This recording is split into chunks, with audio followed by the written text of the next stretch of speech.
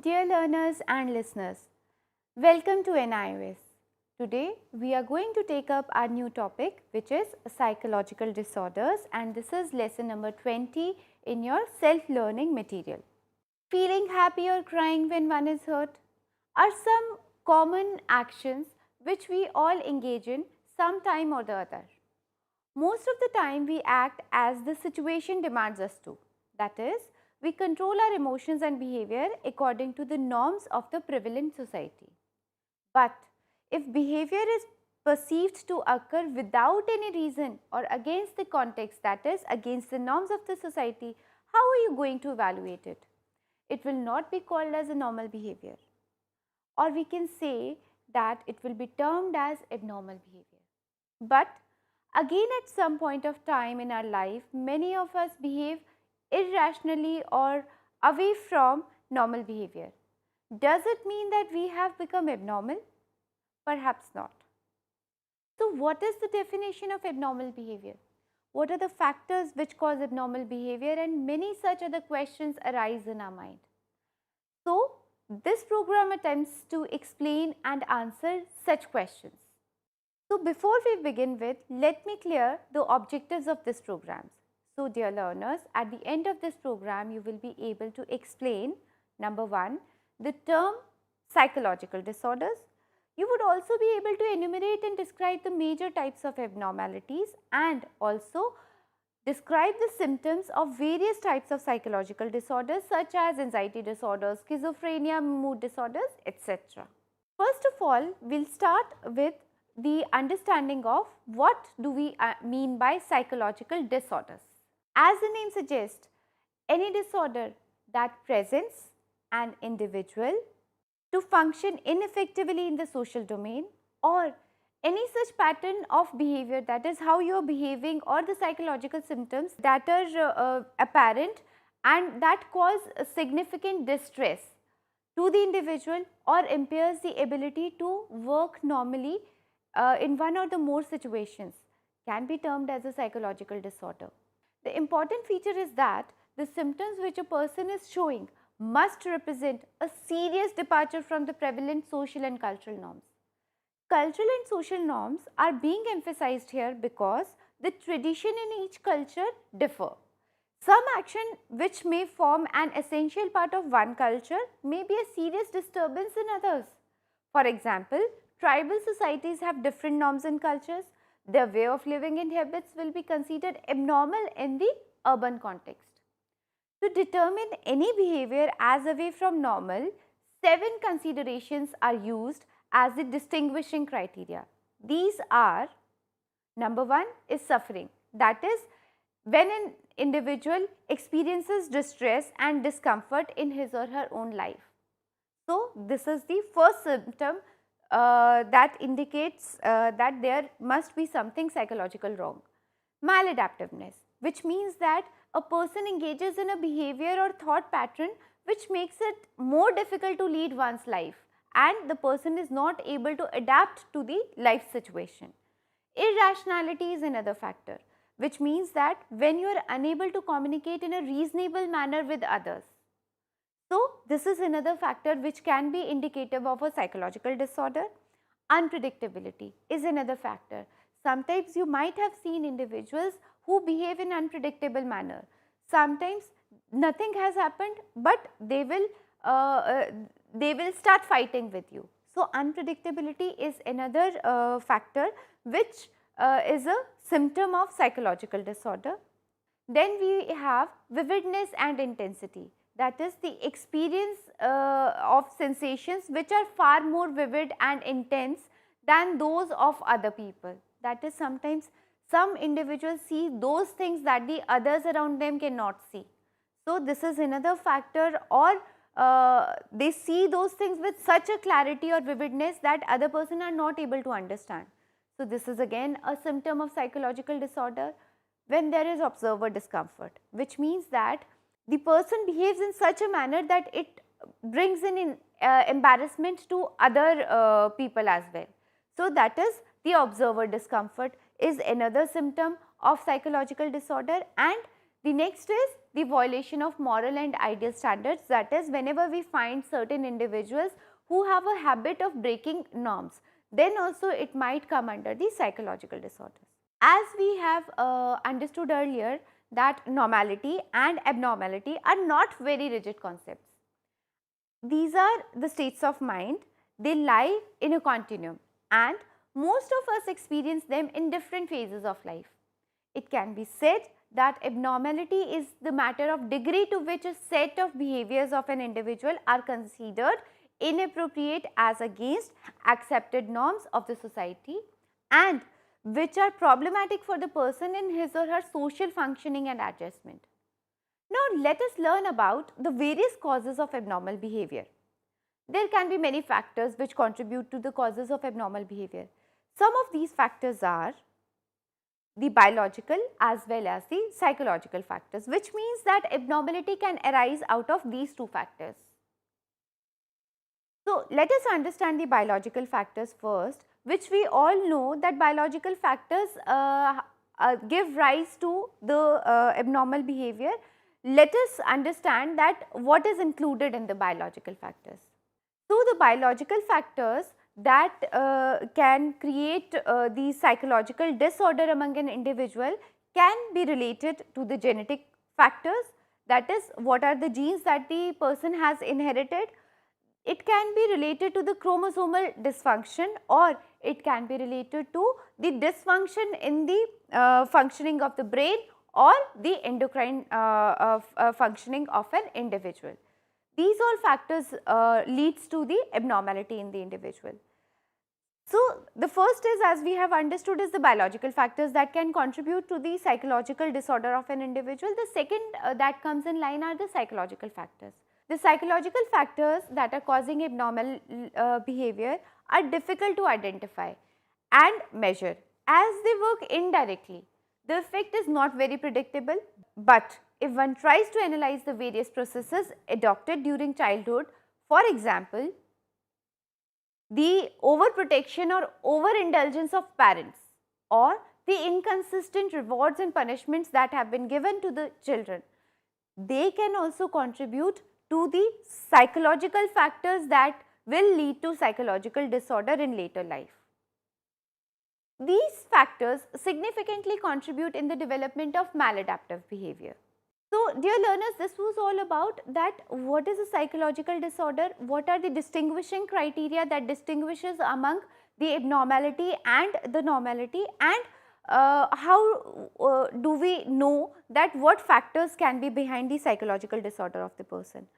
Let us now try to understand that what are the various types of psychological disorders. The different types of psychological disorders are: number 1, the anxiety disorders, the mood disorders, the schizophrenic disorders and the substance related disorders. Anxiety disorders. All of us have experienced anxiety in our life in some way or the other. Whether it is during examination or waiting for interview results or maybe due to death of a loved one, anxiety is experienced by all of us. We also have our own way of coping with it, but anxiety can take the form of disorder if not treated properly at the correct time. Anxiety disorders are disorders which decrease the performance or social functioning of an individual due to the hyperanxiety situations. Anxiety disorders can be of many types. Some of the anxiety disorders are: first of all, it is generalized anxiety disorder, also known as the GAD. Then we have panic disorders, then we have the phobias, obsessive compulsive disorders, somatoform disorders and post-traumatic stress disorders. Generalized anxiety disorder is the most common form of anxiety disorder. We all have some kind of anxiety in one or the other situation, but when the person experiences excessive stress or excessive numbness, sweating, etc., that hampers the normal functioning of an individual, then the individual is said to be undergoing the generalized anxiety disorder. So, as I said, in the generalized anxiety disorder or GAD, the major symptoms are unrealistic or excessive worry, nervousness, dizziness, sweating, trembling, etc., tension, difficulty, concentration, etc., which means that you're not able to concentrate. This kind of anxiety disorder is hampering your day-to-day functioning. Then we have next in the list is panic disorder. So what is panic disorder? I will give you one example. Most of us have the fear of lizards, for example. But if the fear of lizards is too much that you're not able to stand in the room where the lizard is, or you're not able to face it, it is known as panic disorder. That means even if you look at the picture of a lizard, you start trembling. So this is the intensity of the panic disorder. That means in panic disorder there is intense anxiety, increased palpitation, breathing difficulty, and a sense of helplessness.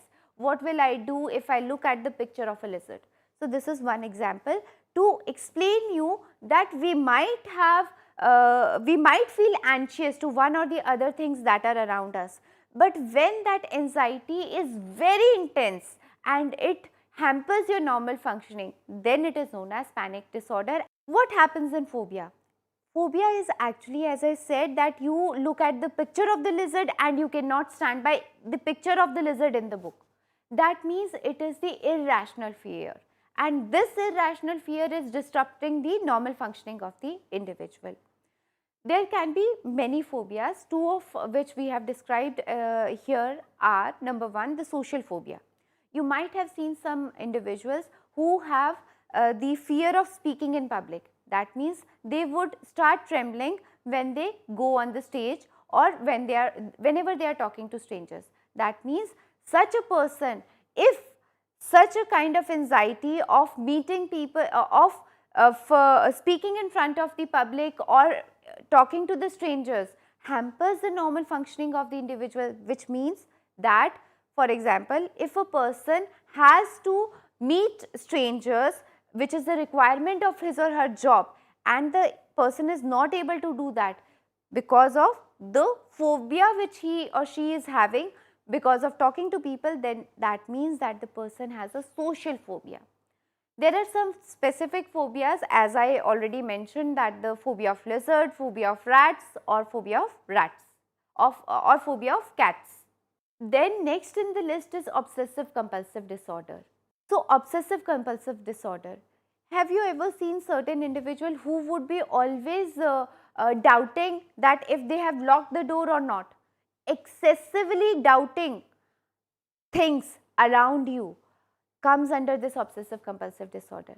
That is persistent thought or wishes that intrude into one's consciousness, and the person is unable to stop those obsessions. For example, a mother might feel of murdering her child. She doesn't want to, but the thought keeps coming in her mind and she is unable to stop that thought. So these are known as obsessions. Then we have compulsions. Have you ever seen people washing their hands? We do wash our hands whenever we come from outside, whenever our hands are dirty. But there are certain individuals who would keep washing their hands all the day without any reason. This is one example. This means that the person is undergoing the compulsive disorder.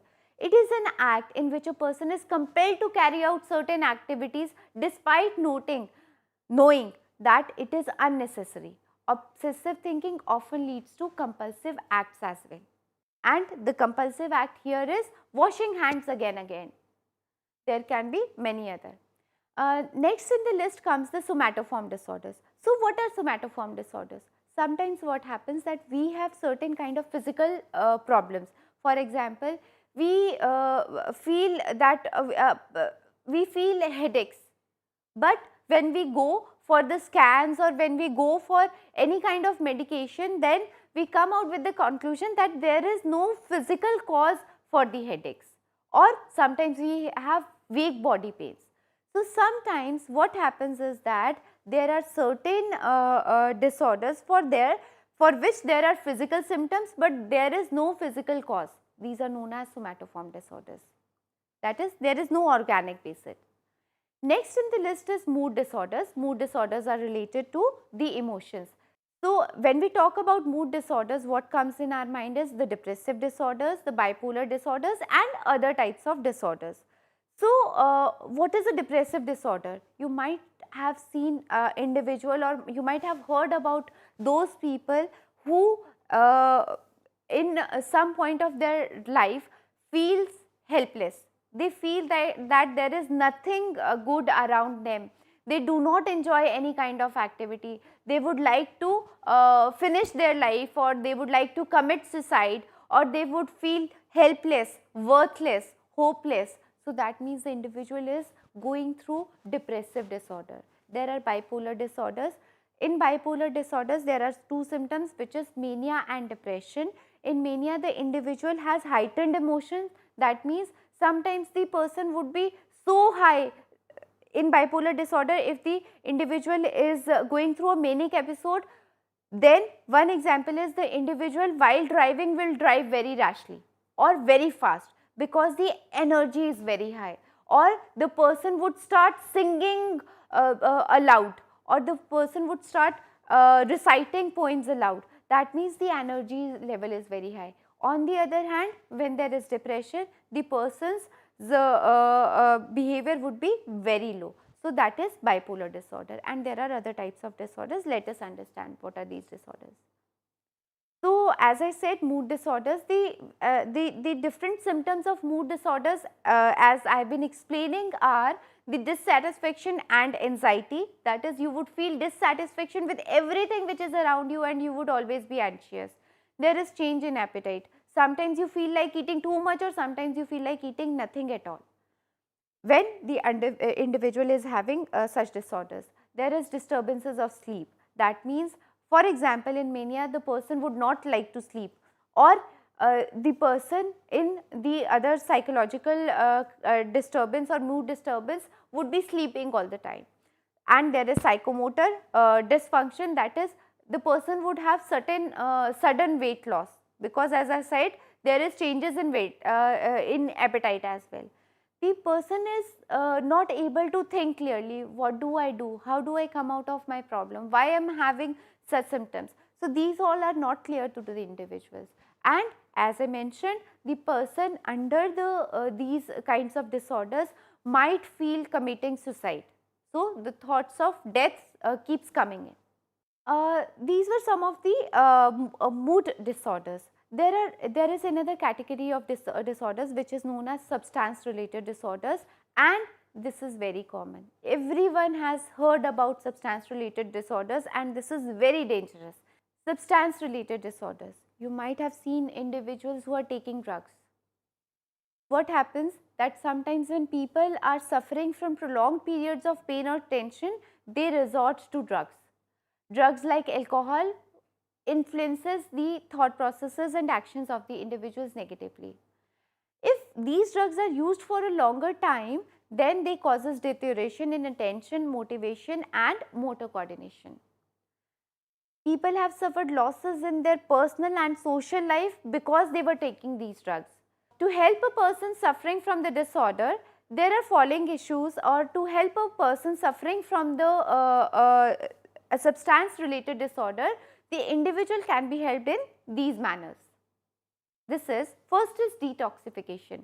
Detoxification means that detoxifying the body of the individual who has been taking drugs. This is done by the doctor. Then what happens that when somebody who has a habit of taking drugs, and when the person stops taking drugs, then there are certain kinds of withdrawal symptoms that appear in. So, in order to ease those withdrawal symptoms, there are certain other drugs that are used for easing the withdrawal symptoms. Then aversive conditioning can be done. Aversive conditioning might have, for example, if you take one drug and you vomit it out, you feel like vomiting.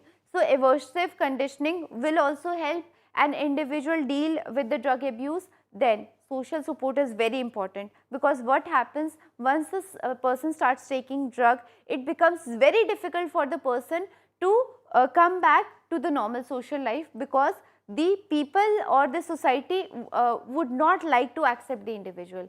So, if we want the individual to be the society to be a drug-free society, then the social support to such individuals is very necessary.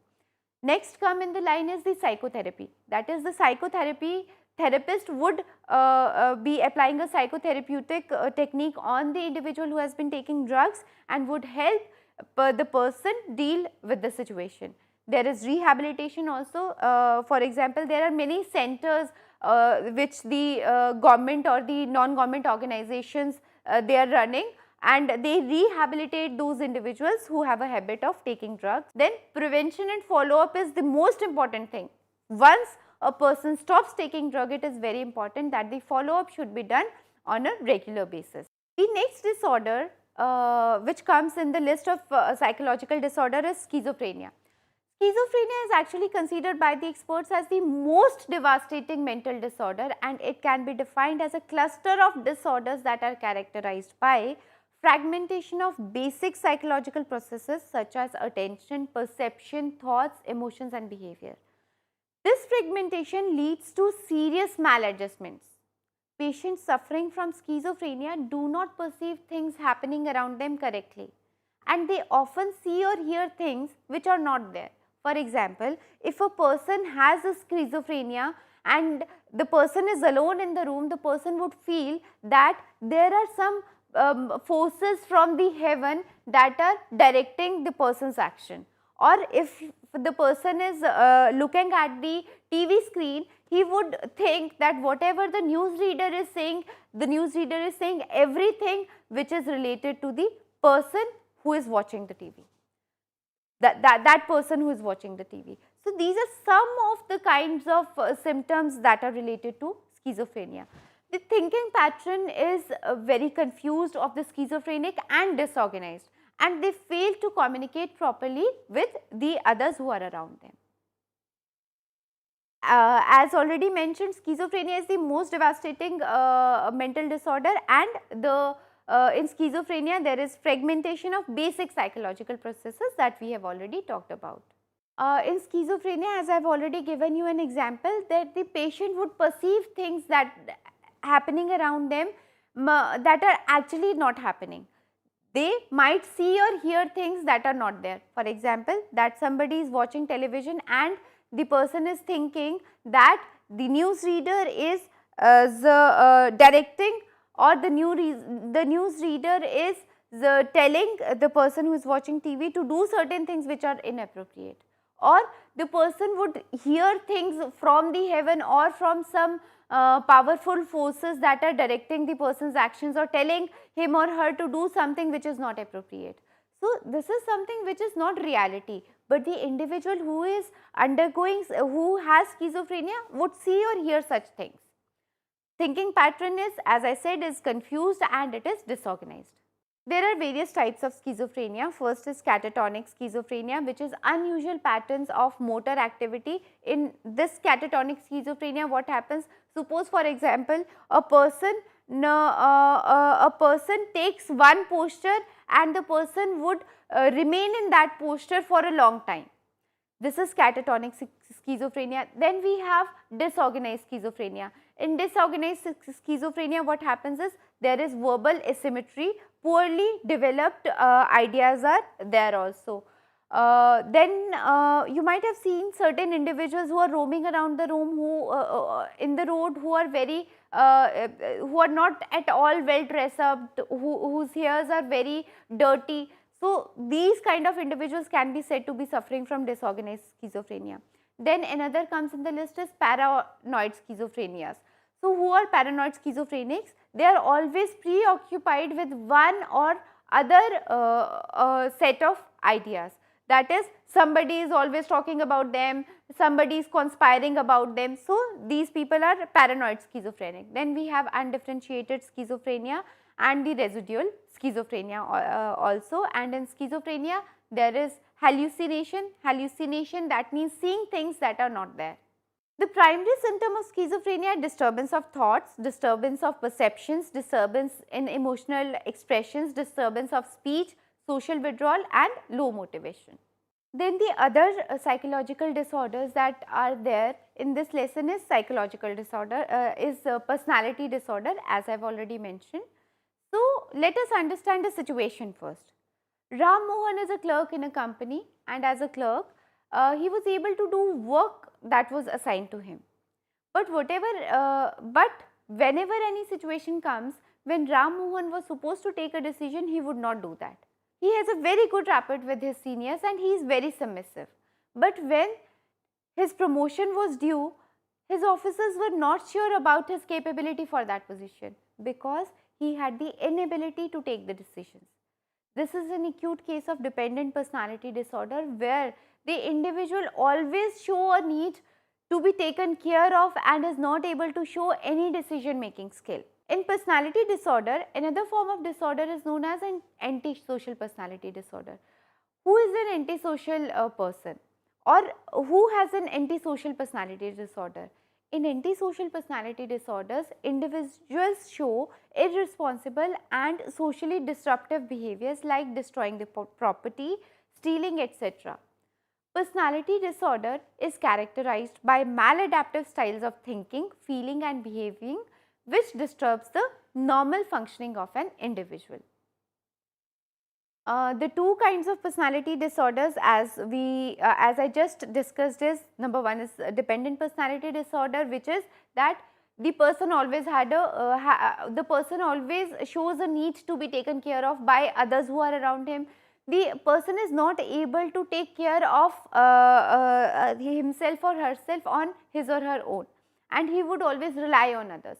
Whenever the time comes to take decision, the person is not able to take decisions. Another in the list in the personality disorders, as already mentioned, is antisocial personality disorder.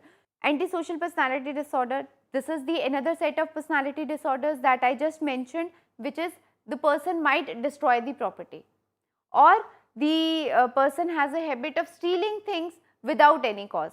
So, there are some individuals who have such kind of these personality disorders, and they are known as antisocial personality disorders. So, dear learners, this was all about today's lesson. But before we end up, I would summarize that what we have done in this lesson. First of all, in this lesson, we could understand that what is normality and what is abnormality, and in this we could understand that there are 7 criteria that would define an individual to be behaving in an abnormal way.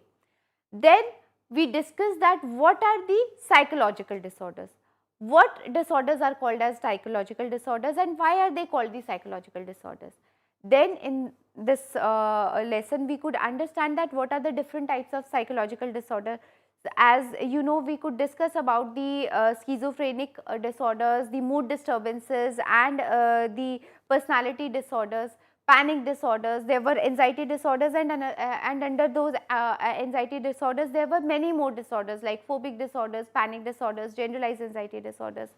We also discussed about the mood disorders which is bipolar, depression disorders and other kind of mood disorders, and at the end of it we could discuss that what is schizophrenia and what are the different types of personality disorders, in which we talked about the antisocial personality disorders and we also talked about the dependent personality disorders.